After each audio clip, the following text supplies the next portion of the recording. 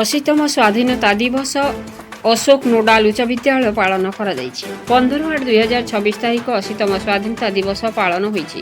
ବିଦ୍ୟାଳୟର ପ୍ରଧାନ ଶିକ୍ଷକ, ମୁଖ୍ୟ ଅତିଥି ଓ ସଭାପତିତ୍ୱ ଶ୍ରୀଯୁକ୍ତ ଶିଶିର କୁମାର ଷଡ଼ଙ୍ଗୀ ଦୀପ ପ୍ରଜ୍ୱଳନ ସହ ଜାତୀୟ ପତାକା ଉତ୍ତୋଳନ କରିଥିଲେ। ସ୍ମିତା ପାତ୍ର, ରାମକୃଷ୍ଣ ଚୌଧୁରୀ, ସମ୍ବିତ କୁମାର ବଳିଆରସିଂହ, ଭାସ୍କର ପାତ୍ର, ତାପସ ପାଲ, ନିତ୍ୟାନନ୍ଦ ବେହେରା, ଆଲୋକ ଗୌଡ଼, ପ୍ରିୟଙ୍କା ଗନ୍ଥାୟତ, ସୁମନ ଶେଖର ମହାକୁଡ଼, ପ୍ରଦୀପ କୁମାର ପାଣିଗ୍ରାହୀ, କୁମୁଦ ଚନ୍ଦ୍ର ଦାସ, ଏମ୍ କାମେଶ୍ୱର, ନିବେଦିତା ସେଠୀ, ମଧୁସ୍ମିତା ସାହୁ, ଗାୟତ୍ରୀ ପାଣିଗ୍ରାହୀ, ସ୍ୱାଗତିକା ବେହେରା, କାଳୀଚରଣ ପାଣିଗ୍ରାହୀ, ଭାରତୀ ଦାସ, ସଞ୍ଜୟ ସେଠୀ ସମସ୍ତ ଶିକ୍ଷକ ଶିକ୍ଷୟିତ୍ରୀ ଉପସ୍ଥିତ ରହି କାର୍ଯ୍ୟକୁ ସୁଚାରୁରୂପେ ସମ୍ପାଦନ କରିଥିଲେ। 500ରୁ ଊର୍ଦ୍ଧ୍ୱ ଛାତ୍ରଛାତ୍ରୀ ଉପସ୍ଥିତ ଥିଲେ।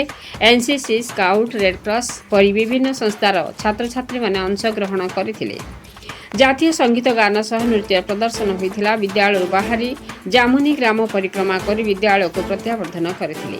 ଶେଷରେ ଧନ୍ୟବାଦ ଅର୍ପଣ କରିଥିଲେ ରାମକୃଷ୍ଣ ଚୌଧୁରୀ ଓ ସମ୍ବିତ କୁମାର ବଳିଆରସିଂହ। ମିଷ୍ଟାନ୍ନ ବଣ୍ଟନ ଓ ମଧ୍ୟାହ୍ନ ଭୋଜନର ବନ୍ଦୋବସ୍ତ ହୋଇଥିଲା। ଗଞ୍ଜାମ ଜିଲ୍ଲାର ପ୍ରତିନିଧି କୃଷ୍ଣଚନ୍ଦ୍ର ସାମନ୍ତରାୟଙ୍କ ରିପୋର୍ଟ, ମସିହା ନ୍ୟୁଜ୍।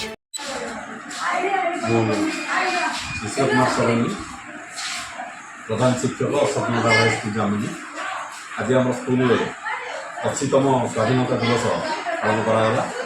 एथिले प्राय 500 छात्र छात्री भाग नहीं।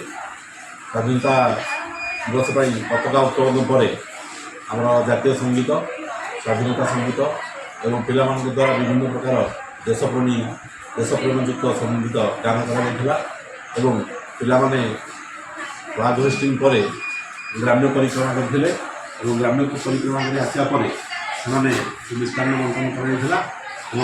परवर्ती पर्यायर एनबीएम कार्य सारा पे पिला सब प्रत्यावर्तन।